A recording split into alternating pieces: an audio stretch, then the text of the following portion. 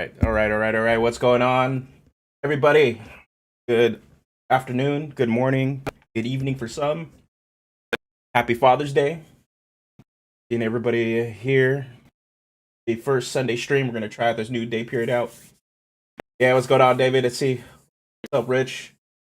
Yep, we had a really good game last night. I actually had fun. I'm having fun DMing. So we're gonna go into a bit of that today. We're gonna go a bit into, in general, what is going on with these Sunday streams. Heck, got to set something up. How is everybody doing today or this weekend?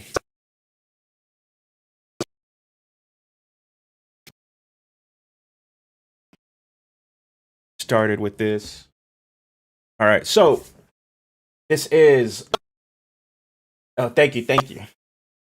This is the first of a, I don't know, like a weekly series of Dungeoneers Pack Live. This is a pretty much I wanted to do like a 1 hour show of what of like a 1 hour weekly content that will catch you guys up on what happened in the last week, and also talk about my games and then other topics that are maybe player focused, and that's what my channel's about.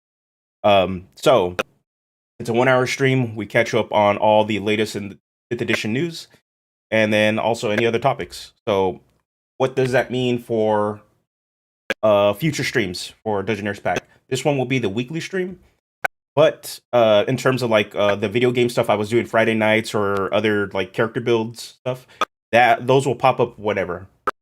So this will be a weekly podcast-esque like show that I will be doing every week. And then like for example, this coming week, Dark Alliance comes out. That won't run over this stream.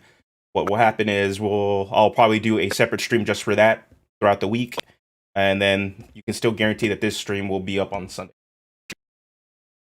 Okay, might be because I need to pull this a little bit closer. How's that sound? Does that sound better? Just need to pull the mic closer to me. All right, but yeah, so any other stream that goes on with the channel, that's what we'll do. So Dark Alliance, I have a D&D commander game planned with my buddies. So look out for all that kind of stuff. Other than that, let's get into the news. As you can see, I already have something up. So what is going on this week? It would have been a slow week for D&D news, but the head of the D&D division, Ray Winiger, has been posting up on Twitter like crazy. There's two Twitter threads that were like the big reveals. So one is this first one. After the announcement of Strixhaven and what's it called, Witchlight, the Fey campaign setting book, he had to double down on what we could expect from D&D Live. So the big thing was, not only are we getting Witchlight and Strixhaven 2 months apart or a month apart, in between that book, there is another unannounced D&D book that will be announced at D&D Live. But nobody really knows what it is. It's let me scroll down here so you guys can see. It is being headed up by Amanda Hammond. There's really no indication on what it really is, but based on my speculation, I'm thinking it's a Draconomicon book. Others have guessed it's Dragonlance. I don't think it's Dragonlance. And part of the reason I think it's a Draconomicon book is, one, we've had 2 UAs that were specifically dragon oriented. So we had the monk and the ranger subclasses that I haven't seen print yet, and then we had the other one that had a bunch of player options that were racial feats, dragon spells, and then dragon races. So while some were saying Dragonlance because there's dragon in the name, a lot of those features outside of like 1 or 2 spells had Dragonlance named dragons, but everything else doesn't actually fit the setting from what I've seen and looked at, and what other people that know more about the lore of that setting. And then there's also the business side. Wizards would not release 2 setting books back to back, one being a setting that fans are really wanting, and have it compete against Strixhaven, a setting that needs all the PR that it can because it's a brand new setting for 5th edition that's a Magic setting. So that's one reason they wouldn't do it. And also, there's been some reveals of over a series of announcements from various things is that we're guaranteed 3 classic setting books. One of them was Ravenloft. We have 2 down the road, and that actually leads me to my next topic, or the next bit of news. The continued Twitter thread is another one was confirming future releases and what we can expect in the next year and probably in 2023. So again, he was discussing the future products, and there is a more setting books reviving classic settings. So there's one for Chris Perkins. He's heading up one, and another one by Wes Snyder. And that would trump up from a later statement or a past statement saying that we have 3 of these classic settings. One was Ravenloft, and we have 2 more coming in 2022. So Dragonlance is easily could be in one of these, but it can't be the one that sits in between these books. So, and then on top of that, they're announcing that we're getting 2 more brand new D&D settings, brand new. They've never been before seen, and they're not Magic the Gathering settings. Period. So that's a big thing. So they're going to introduce 2 new settings for 5th edition that are exclusively to 5th edition. We haven't had, I don't think D&D, the franchise, has had a new setting since Eberron. So yeah, so other than that, so there's 2 brand new settings. I don't know what they are. And on top of that, there's another book or another something coming in print that specifically said where they're going to return to a setting that we played before. But yeah, but they're not Magic the Gathering settings. So that rules out Ravnica and rules out Theros. So my guess it's Forgotten Realms. We're going to get a proper Forgotten Realms book that kind of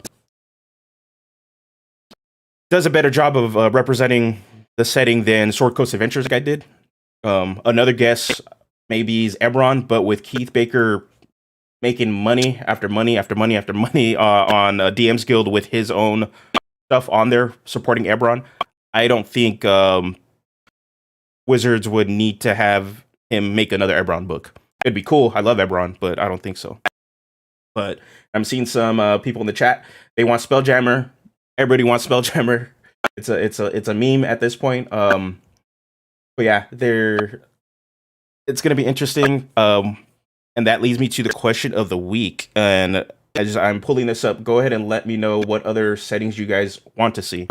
So we have 2 classic settings. So let me know what classic settings you guys want to see, and also what future settings we haven't seen, period, that are brand new that you guys would want to see. This leads me to the question of the week. This is what I asked on my Discord, I asked on Instagram, and I asked on the community page on YouTube. So, question of the week was, what new settings did you want to see? And so this could have been classic settings. It could have been brand new settings. So, based off your guys' answers on community page on YouTube, we had Ajam1987. He wanted to bring back Oriental Adventures, or a Shadowfell book would be interesting. Oriental Adventures will not be coming back, unfortunately. It's just a lot of problematic things with that setting.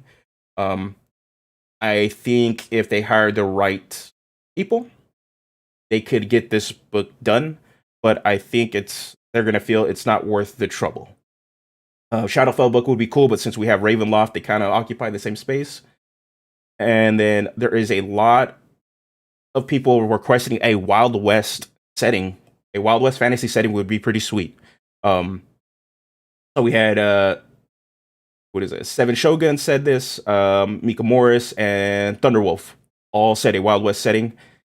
And then 7 Shoguns also said an underwater setting. That'd be pretty sweet. Then Big Vital said Dragonlance and Dark Sun. And then again, Scalethorn on the Discord said Dragonlance. They really want Dragonlance. So Leatherneck also said Dark Sun. And then Triathlete on YouTube said Spelljammer, and so did Wizthrift from YouTube also said Spelljammer. So they left the comments on the Instagram, but Wizthrift, I recognize he is another content creator on the channel, or on so go ahead and check him out. But yeah, so obviously Spelljammer, Dark Sun are on priority of everybody's list. It'd be very interesting. I've mentioned why Dark Sun I don't think would be one of the ones on the docket. I think Dark Sun has the potential, and it occupies an interesting space, and it's really well wanted because it's hardcore campaign. But I think based off of the use of slavery and racism in that setting, even if they do it right, would be too problematic, and they just don't want to risk offending people with that one. I could see them making another post-apocalyptic fantasy setting, adopting some of that, but also adopting the high-powered fantasy that Fifth Edition playstyle plays, and then creating something new. Let's see. We have some suggestions for Rich said a Warhammer book. That'd be interesting. WotC is currently working with Games Workshop on the Magic side of things for some Warhammer Commander product. So maybe they continue to push that relationship forward. They can probably bring some stuff over to D side. Let's see. David Random 2872 said a Celestial Plane would be cool. I would like to see a Spelljammer or a Planescape or some extra planar adventure campaign, or even just a setting book that can get you into those Celestial Planes. And Fry Minis came in and said an official modern setting. I would love an official modern setting. There's third-party supplements all over the place for modern settings. They're very intricate and very grindy. So they use the 5th edition rule set, but a lot of them are very, very crunchy. So I would like to see what Wizards would do to make something way more streamlined for that. I personally would love to see a Wild West fantasy setting where it's about being on the frontier and trying to discover this new areas. I think they would have to find a way to avoid the whole colonial aspect of it. That it could be potentially problematic, and also not fall into some of the cowboys and Indians tropes that could also be problematic. But there's a lot of potential of this, like on the frontier, just trying to discover and figure out what's going on around in the unknown, where there's nobody that actually occupies these areas. I think that'd be cool. Rich said Elder Scrolls. That'd be sweet. Honestly, I would be all over WotC if they just did kind of cash in a bit and like went after Elder Scrolls and even approached Blizzard for some of their settings. Like I would love a Diablo setting book. That'd be sweet. I know people would want Warcraft. And Warcraft is just an alternate D&D setting, really. So, but yeah. So that said, if you want to see next week for next week's question and get your answer on screen, make sure to watch out for Monday or Tuesday when I post the question of the week on the Discord or on the YouTube community page or on the Instagram. For the links to all the socials and stuff, they're right there on the screen or in the description below. And then yeah, I will shout you guys out and show you guys' answers. So that brings me to what we're going to be here to talk about. I've been trying to do a sort of DM diary, but with my new work schedule going back to full time, it's kind of hard to try to create extra content. So I'm meeting in the middle and doing some sort of doing it kind of here on the live stream. So today we're going to talk about my group's into Avernus campaign. So I have taken over the DM reins, and normally I am player focused. So being player focused, and you can see on the channel a lot of the stuff I look at is from the player side of the DM screen with builds and looking at mechanics and how we can use them to roleplay. So being on the DM side of the screen is not that I haven't done it before, but I'm fairly novice. But it's been super, super fun.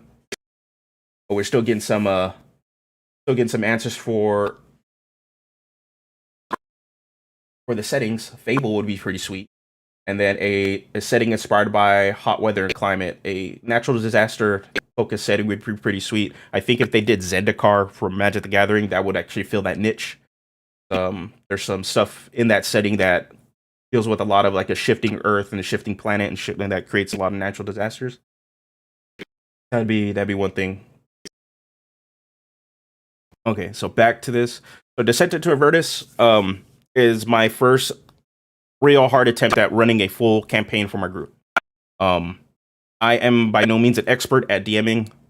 So any advice I give you here is just based off of my own personal experience of how I've been working with this game. We've had 4 sessions so far. Today we're just gonna actually kind of go over what I did to pretty much pre-campaign prep. That's what I really wanted to talk about. Next week next couple weeks we'll probably go into some of the other stuff, but and then also just do a wrap up of like what's happened in the campaign so far.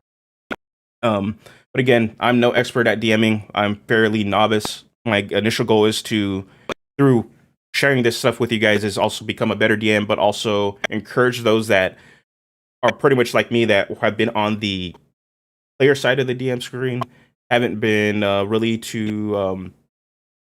I've been a little afraid or anxious or nervous about stepping on the other side. Just encourage you guys to take that leap and just do it and run a game, whether it's a full campaign like I'm doing, or maybe something that for a one shot or something. At least dip your toes and kind of see how the skills as a player can actually transition and help you be a DM. So yeah. So the big thing, what I did for my pregame prep, I have a website up here. I use Notion.So. So Notion.So is sort of like this wiki kind of website that also functions kind of like Google Docs. It's like a mix of both, where you can actually organize and link a bunch of articles back to each other to make it easier for you to kind of navigate. So we're going to go into my campaign so you guys can we'll go into player database. So you can kind of see. So on this screen right here, you can see a bunch of the players. If I click on them, it'll bring up their image. I know what faction. If I click on their faction, I can actually go to the faction page and then see any information I have on the faction. And you can do this also for your NPCs. So this makes it easier. So you can see NPCs. You still see one of the templates I use over here. But yeah, so the template I'm using for Notion.So actually comes from Jorphdan, but also with the help of Slyflourish. Also, he had a template, and they both have tutorials out. I linked them in the description, so you guys can check them out. They do a good job of like setting up and making it easy to quick start to use this to help you run your campaigns. It helps you keep the main goal for this for me is just to keep everything organized and keep it all in one spot because I mainly DM off a laptop. I'm slightly transitioning to using the books a lot more just because having to click through multiple stuff on a laptop with no mouse kind of sucks, but and mainly using the books for pretty much monster stats. That's really what it is. But yeah, so if you want to check out and like use this, it's really good for online play. I will actually say it's probably a lot better for online play. Since you could just keep it on a separate screen and kind of scroll through and click through stuff. Well, yeah, so I'm going to open up my main thing, which was my session 0. So what did I do for my session 0? What did I do for my pregame prep? So pregame prep, normally it's always advised to do a session 0. I will always advise and encourage you guys to do a session 0. This allows for the DM and the player to build a social contract. The group can build a social contract and know where everybody stands and know the expectations of the campaign.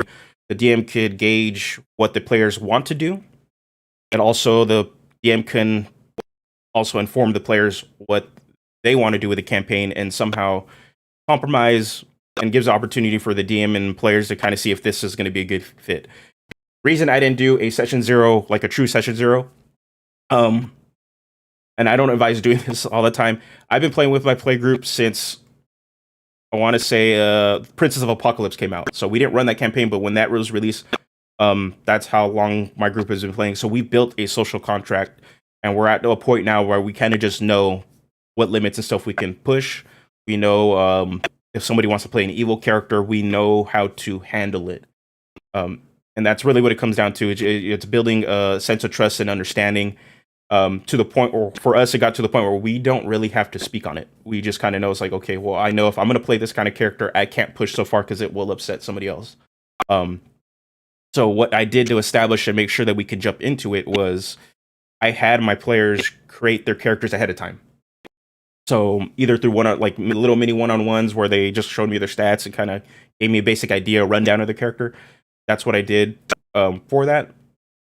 On top of that, the only other thing I expected and did that for ahead of time was really that, actually, that I'm thinking about it, is just have them create their characters ahead of time. We wanted to sit down and play the day we met. Part of it, too, what had to do with that was COVID. We all finally gotten vaccinated, and we haven't sat in front of a table with each other to play D&D pretty much for almost the whole pandemic. We've been playing online, and it was just a different experience for us online, and we have been... we got pretty hyped up about playing in person, seeing the minis, having terrain, and the potential for all that stuff again. So that's another reason why I said we're going to play the first time we meet up, we're playing. And I want to run something.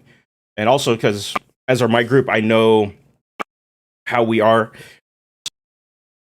And we can spend the whole time developing a player, or developing your character. And in your whole session 0, you get so hyped up. And then it's like, okay, well, we're not going to play. We spent 3 hours making characters.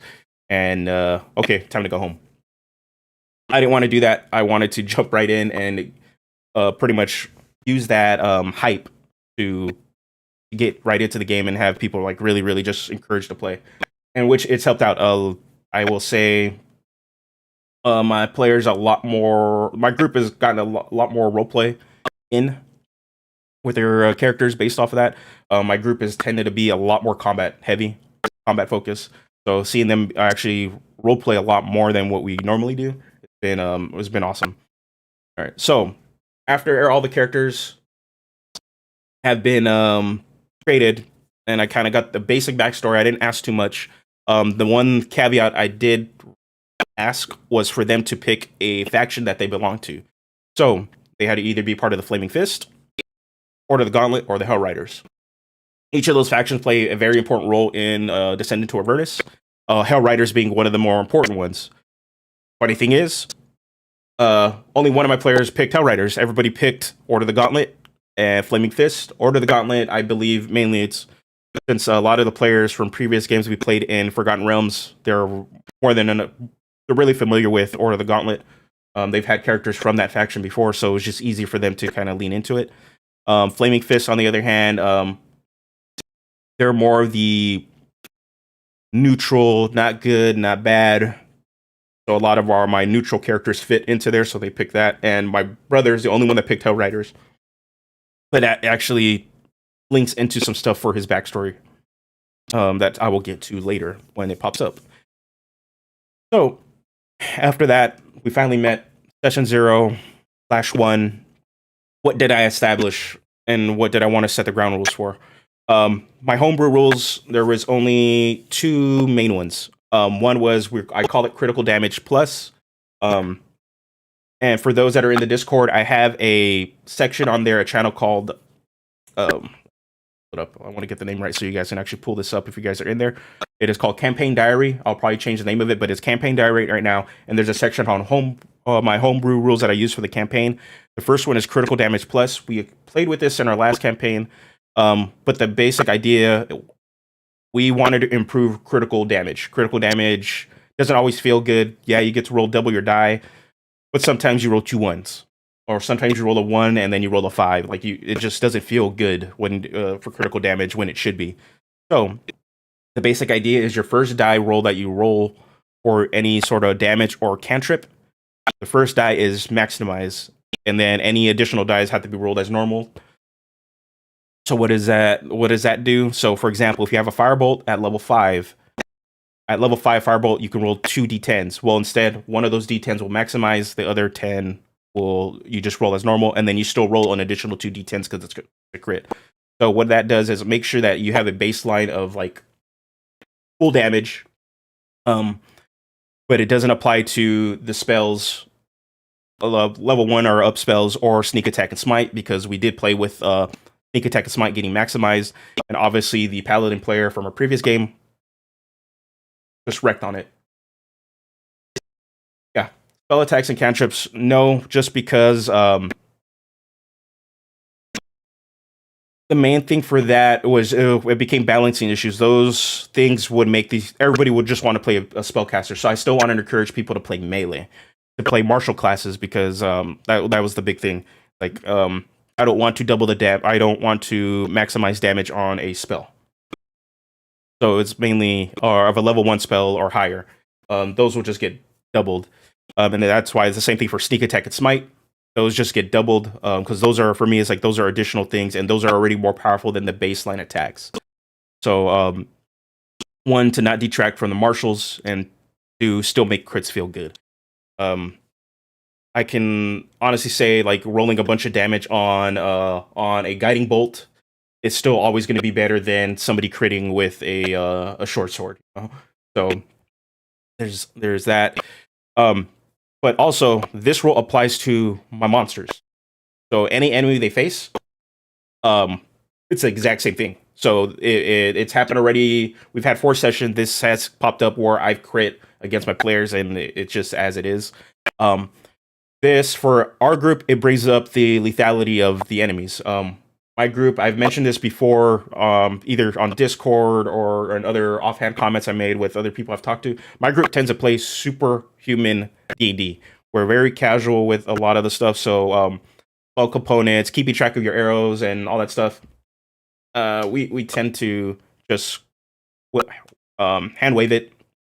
But that also makes this kind of stuff our game's a lot more higher powered. So by doing this, it kind of brings up the lethality. My players actually now understand that death is on the table. We've already had a couple of sessions where multiple characters could have died. And the thing is that normally when you go from fear no death, your characters always have plot armor, to this kind of a little bit more, your characters gonna die.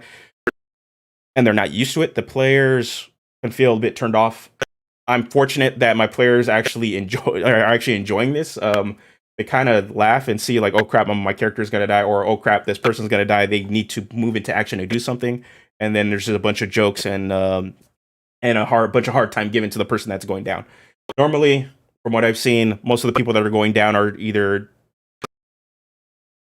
doing things that it's going to get their character to go down, so they're punished for it. The other homebrew rule I have is player voted inspiration. The reason I'm doing this, I played with this in another campaign I've ran, Random 2872, Buddy David, I ran with his family for a bit. It was player voted inspiration. The basic idea is, I forget as a DM to hand out inspiration. I know other DMs do it. I wanted to put it into the hands of the play group, so at the end of the session, everybody votes on who gets inspiration. The only thing I don't have written on here is the person that was voted on the previous week cannot get the inspiration again. It has to rotate and be given to somebody else. This so far has been working really well. This has been working really, really well. A lot of the group has been really thinking about how are they going to give it to somebody. The funny part is, the person that got it this last week, they weren't even there.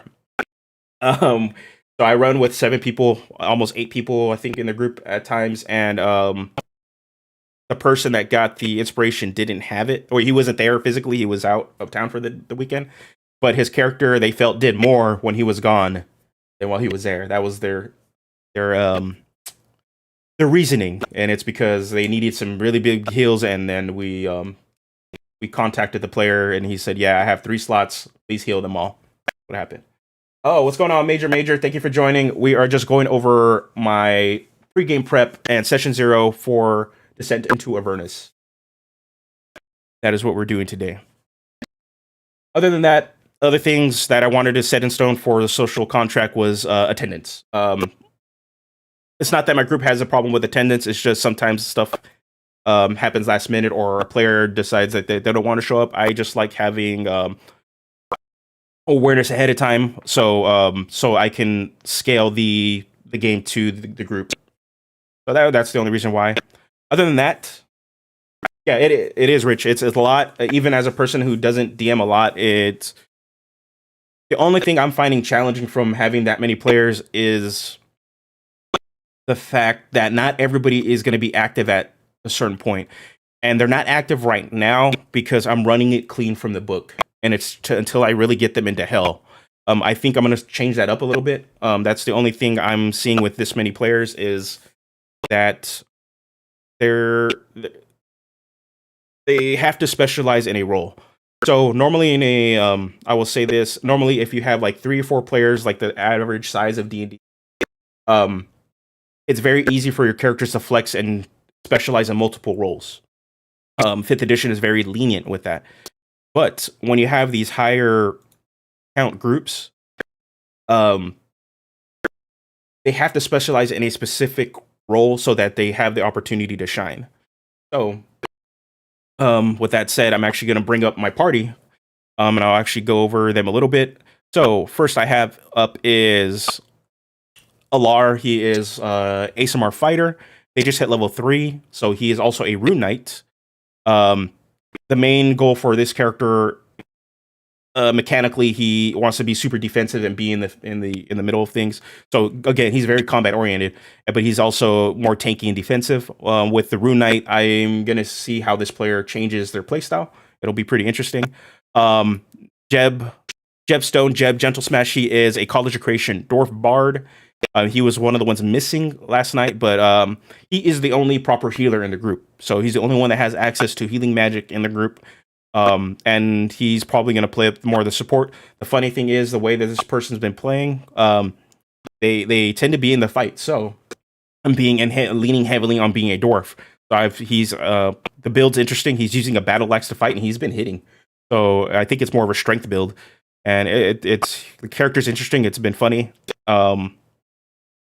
But yeah, he's the only one in the group right now has any sort of healing magic. So that it also brought up the lethality of the combat also, because he could only heal so many people at a time. Next is my buddy David. His right now it's a Graviturgy wizard. He wants to multi-class later. That's why you'll see the cleric side of the stuff. But right now he's a Graviturgy wizard. So far, what I've seen, he is built combat oriented. I think after last night's session, he may be reconsidering and getting some other spells that'll help with some extra stuff. But yeah, my group in general likes combat.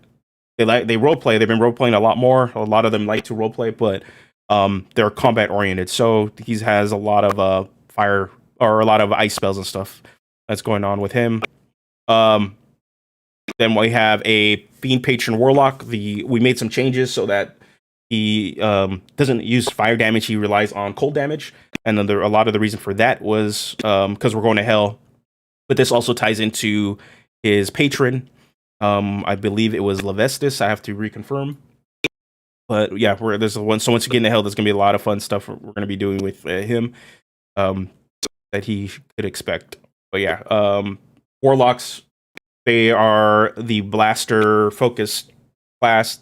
They don't get too many spell slots, so he's leaning really heavily into the blast role of the party, and it's actually been helping out. But also, he's been one of the ones downing his own party members because some friendly fire stuff he's been doing with Burning Hands, which we reflavored as Ice Hands or Freezing Hands because of wanting to use ice magic. So yeah, I believe Random 2072 David, he can probably tell you guys he's been getting hurt on from these ice hands. Next up is another tiefling. It is an astral guardian tiefling barbarian Cathis. He's again going to play more of a tanky role in the party. The only issue I see right now is that Cathis and Alar might be occupying the same space in the party mechanically. They want to both be the defensive blocker, and Cathis I think will do a stronger job just because of the toolkit of the Ancestral Guardian. But also being a barbarian, he's been doing a lot of the heavy lifting on the damage for the group, so it's been awesome to see. And then we have my brother is playing a human, the only human in the party, Avernus Real. He is another fighter. He's going to polearm build. He's also been doing a lot of the heavy lifting on the damage, and he just went Battle Master. So he's going to be doing some fun combat tricks. Oh, man. That's cold. That's cold, Fry. That's cold, Eric.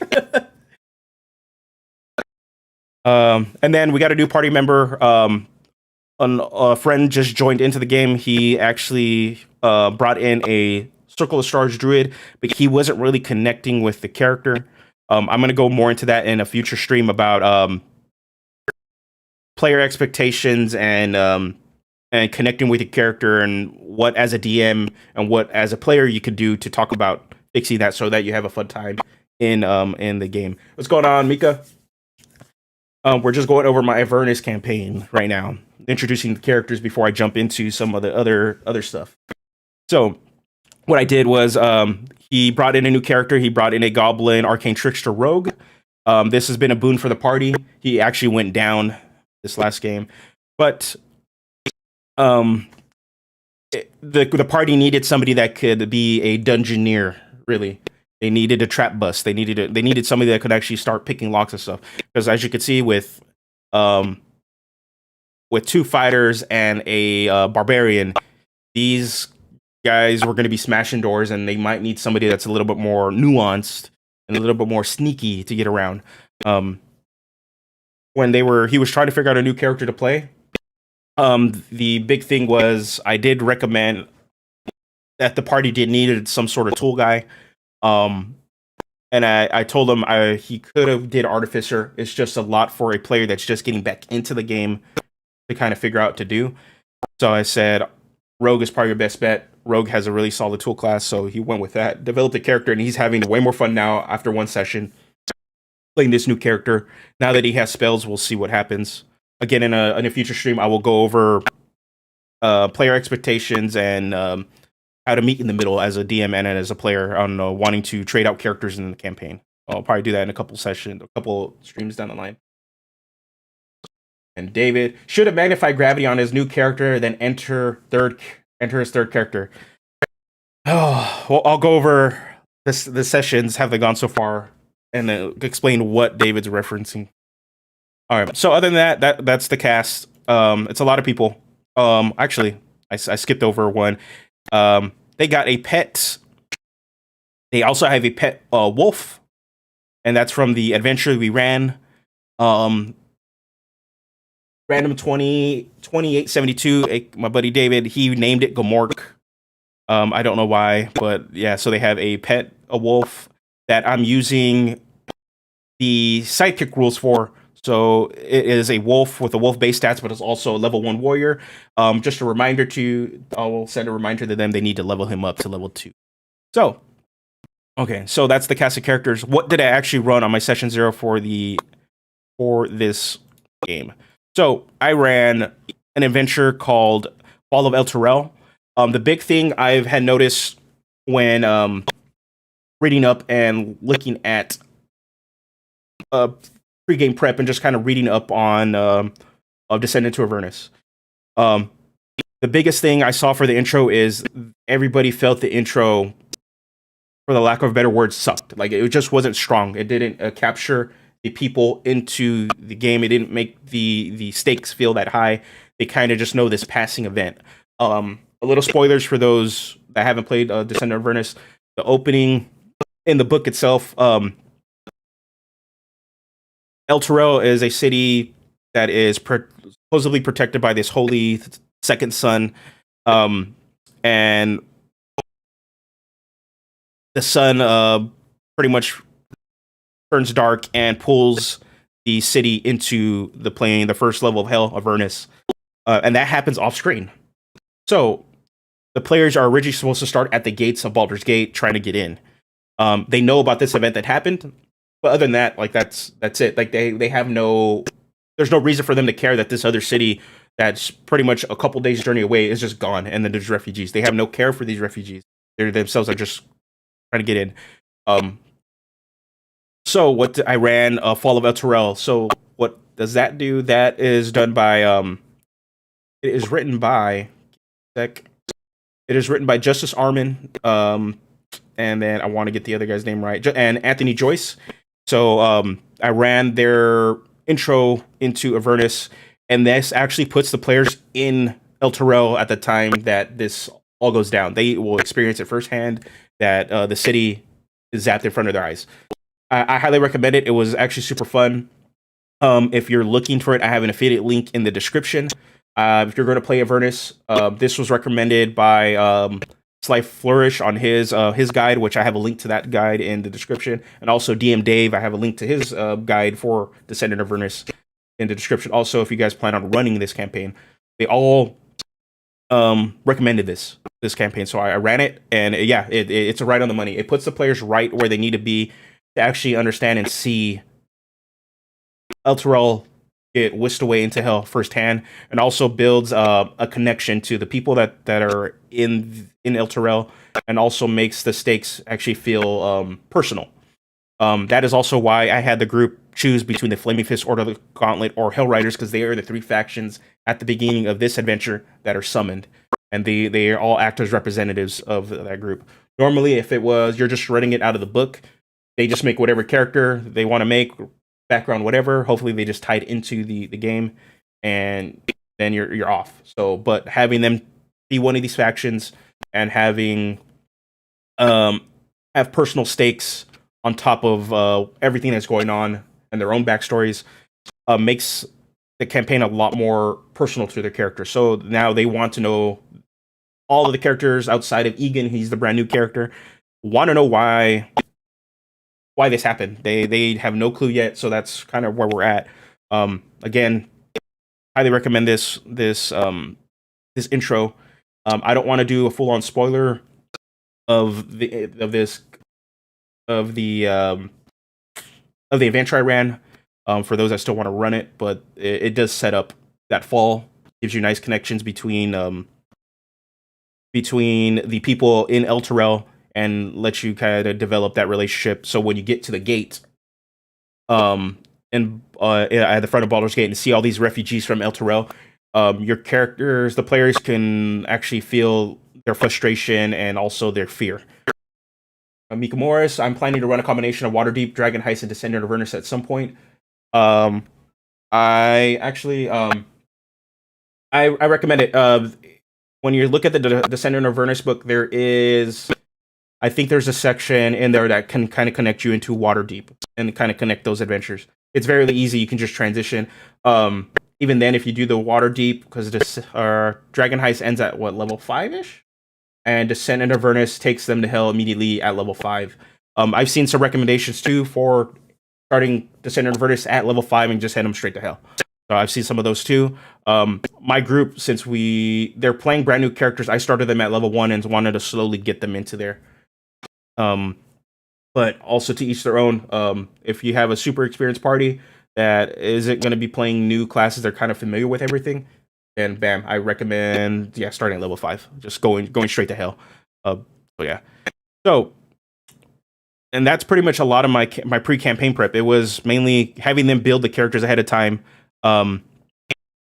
reading up on researching, really looking through the book, and then setting up Notion. So Notion has been a valuable tool. Again, creating a database. Luckily, with Jordan, I used his template.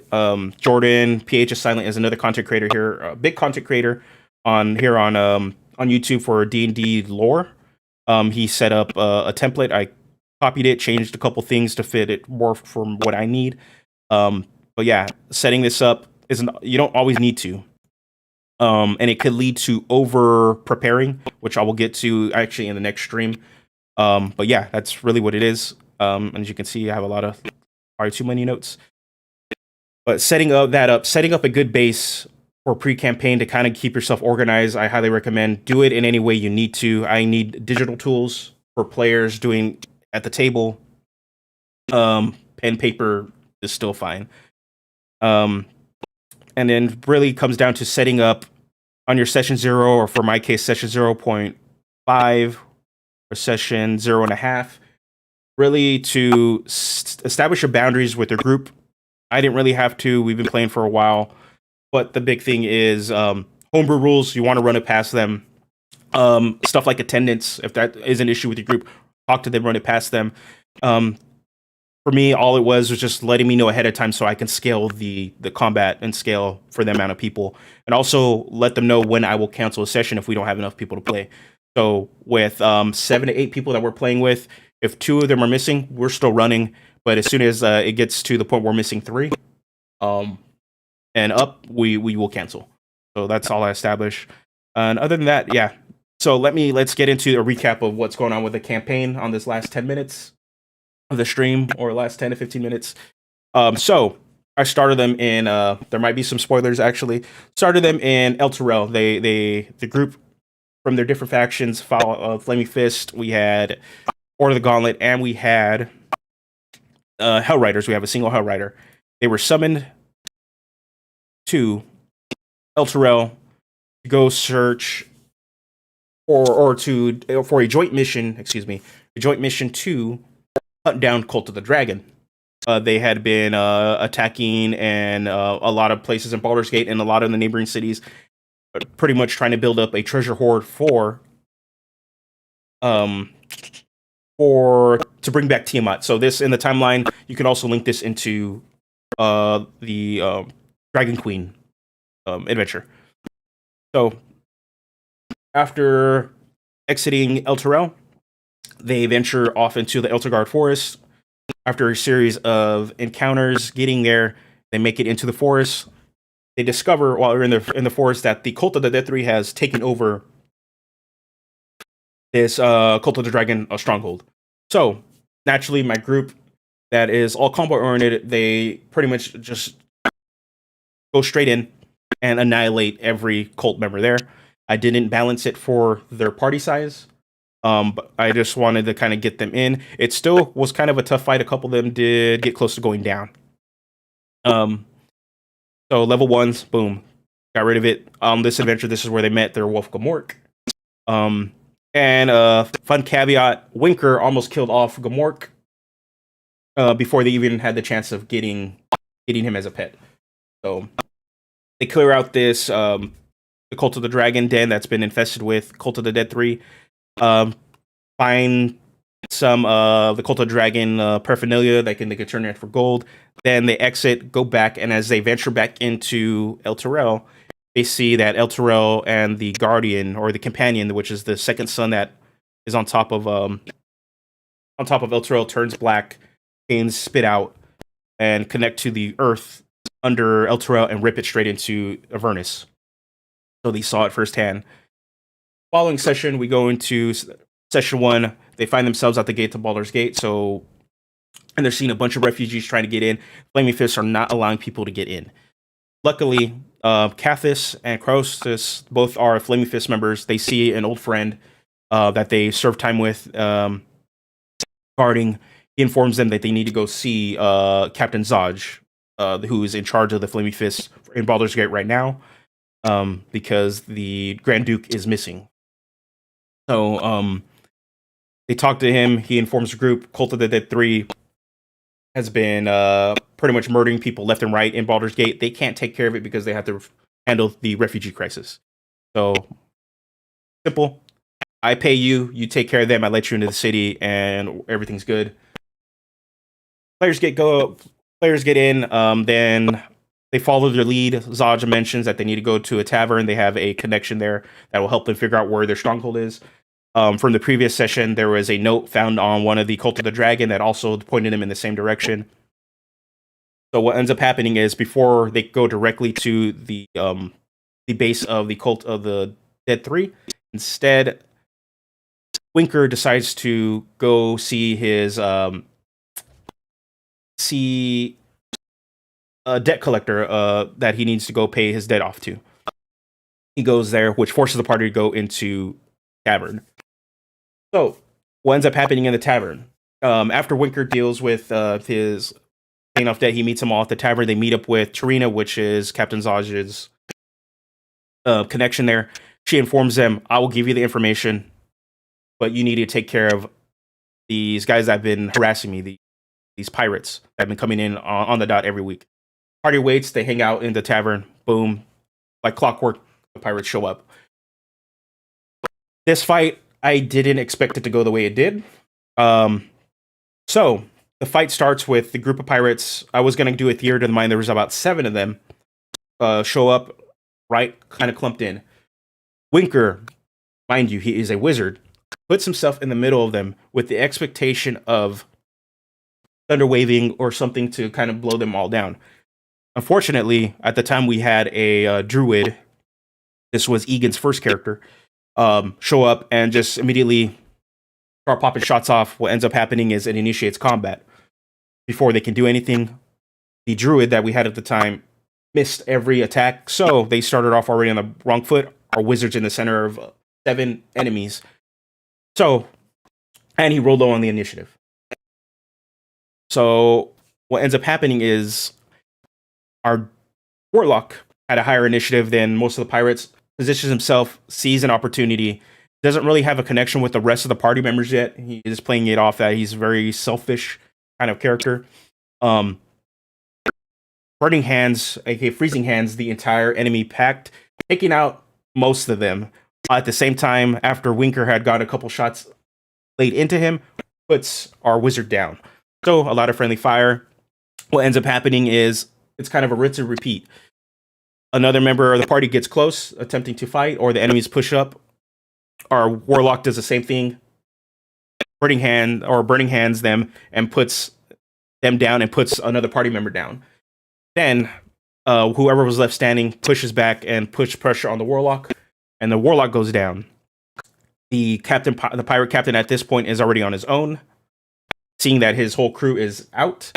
He's going for the kill, and is going to decide that I'm going to take out as many people as possible before I go out.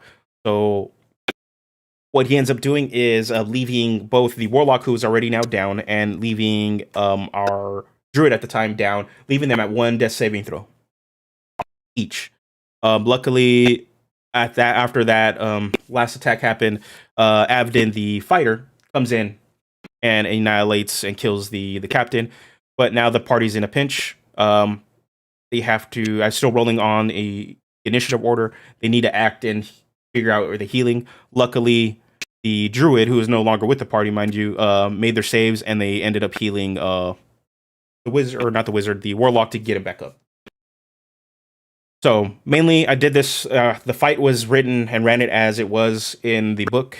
The main reason I did that and did that, the captain was willing to kill people, to establish the lethality that I'm okay with killing players off. Nobody has plot armor in this game.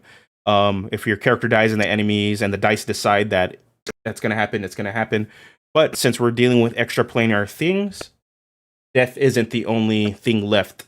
Death isn't the end of the story at times. So, luckily nobody died, but it did establish a clean view of, like, I'm not afraid to kill players' characters. So now there's that little bit of fear and sense into the character's life that they want to keep them alive. So there's that. So after they wipe the floor with these pirates, they meet up with Tarina, their contact. She informs them the exact same thing that they found in this paper that they had previously. The cult is hiding under a bathhouse in a dungeon that belongs to some rich noble. Find the descriptors, you'll get to it. So my group decides to camp it out. We had some inside the bathhouse during the day and others on the outside, kind of seeing coming and going. They realize that the main person running the bathhouse has a secret compartment somewhere after kind of picking some stuff up and hearing him off in the distance. The group plans, they decide to go in there at night. So this is where, beginning of our last 2 sessions, they ran into the dungeon. First session for the dungeon, they're just cleaning house. I didn't scale anything to the party size. I just ran it through. And they don't have a dungeoneer at this point. So we have a bunch of fighters, a bunch of marshals, and some spellcasters that are still leaning towards combat. So they don't really have the utility spells to really kind of figure things out. What ends up happening is our fighter, the Alar, the ASMR, the player plays to character. He was going around, he's like, he's not afraid. He's going to be banging on the walls and make sure people know he's here because he wants to make them afraid of him. So what ends up happening, he ends up taking the most damage because he's alerting enemies as they're going through. He's activating traps that they're setting off on him, leaving him pretty low. And then after a couple fights, he goes down. You get through half the dungeon. They take a rest. We pick up on this last session. So now we're halfway through the dungeon. All they're finding is just stuff Cult of the Dead 3 have moved in there, different shrines, different altars, and members that are either sacrificing or have people captive or have killed off already. Right. So they make it into the next area, which eventually leads them into a holding cell, which was where they discover Egan, their new goblin friend. Egan informs them that the Cult of the Dead 3 has been there. He's been sent by Tarina. That's why Tarina knows about this area. But he got captured on coming back through.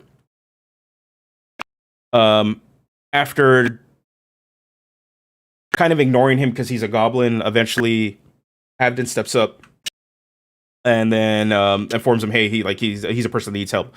So they bring in a new party member. Egan leads them into the rest of the dungeon because he knows what's going on. Then they get into the next area of where the big ending fight will be at. So they see Mortlock Van Tamper. He is the son of the owner of this establishment. He's actually being attacked by the Cult of the Dead 3. Originally, they had thought he was working with them. Instead, now he is actually being attacked. They scare off the person that was attacking that guy. And then they start to question the Mortlock. They end up finding out that he's been double-crossed. He wants nothing to do with this. That his mother is the one pulling all the strings. The reason she's trying to make all the Flaming Fists look bad so that she can take over and become the new Grand Duke, to be the new one in charge of Baldur's Gate, since the current one is out. That's why she's hired the cult to go around and kill people off. That's pretty much what it came down to. So they let a Mortlock go.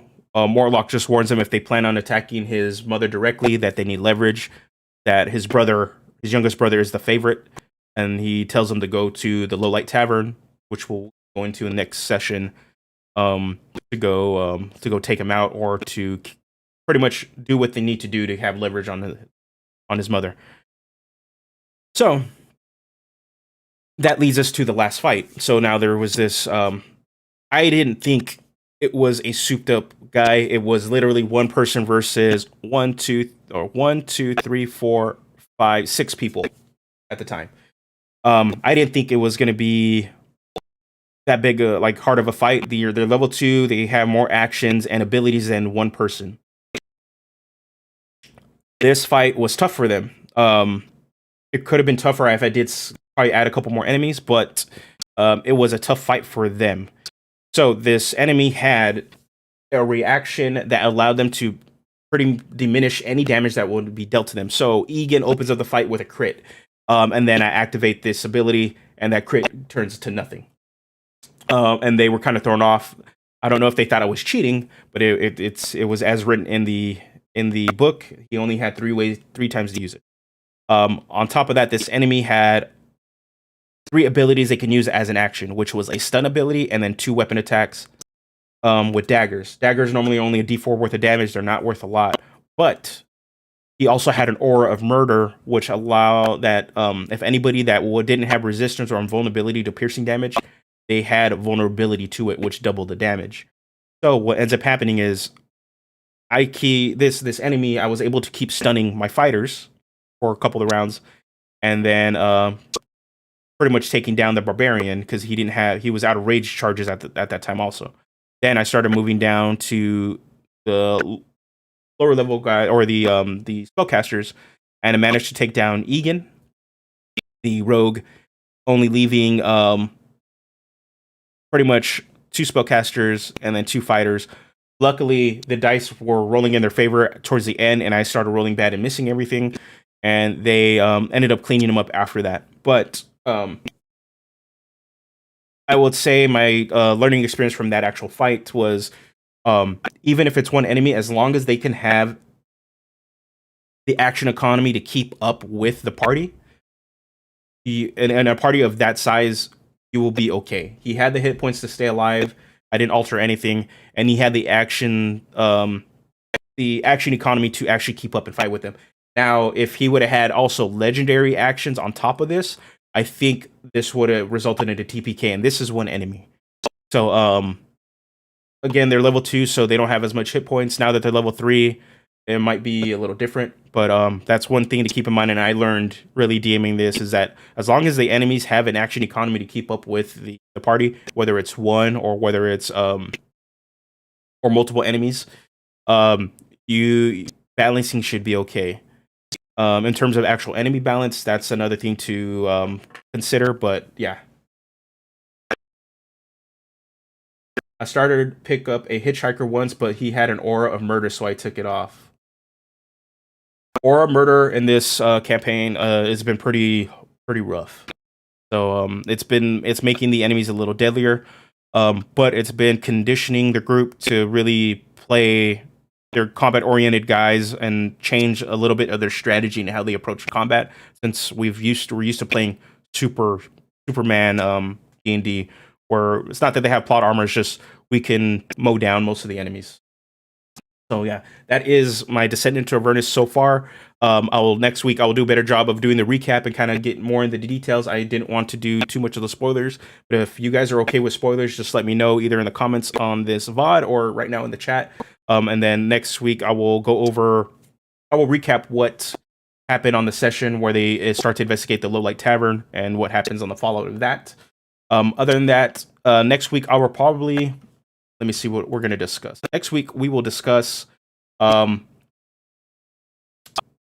are going to discuss dungeon prepping, because I did prep a big dungeon for this, and also improvising, and how to not over prepare. Is that actually going to be the thing, the theme for next week? Again, thank you guys for showing up. It's just going to be a short little 1-hour stream. That'll be every Sunday so far at 11 a.m. Pacific time. I believe it's about 2 o'clock Eastern time. Again, thank you guys for coming. Watch out for the question of the week. It'll be on the Discord, Instagram, or on the community page on YouTube. Leave your answers there if you want to see your guys' answers on the following week. Again, you can support the channel always by liking, comment, and subscribing on every video that gets posted. I post a video every Friday. This week, I posted a video on the Strixhaven campaign. It is a player's guide for you to get you into the campaign if you're not really familiar with it. I'm a Magic the Gathering fan. I'm super familiar with Strixhaven. So there's basic lore that'll get you into the setting, on top of going over each of the colleges and briefly going over character traits you should consider when playing one of those colleges, and also which classes and subclasses fit under the college, so that you're just not stuck to using the new colleges from the UA. In future Strixhaven videos, I am going to go over that UA and break down the subclasses a bit, but also plan on doing a series of videos that are just going over each class and which subclasses fit into that setting. So expect those videos in the future. Hopefully they're out before Strixhaven release. So again, thank you guys for watching. I will see you guys next week. We will be going over preparing dungeon prep, and also knowing how to improvise when things don't go the way you expect. Again, take care, guys, and you guys have a good one. Thank you guys for showing up.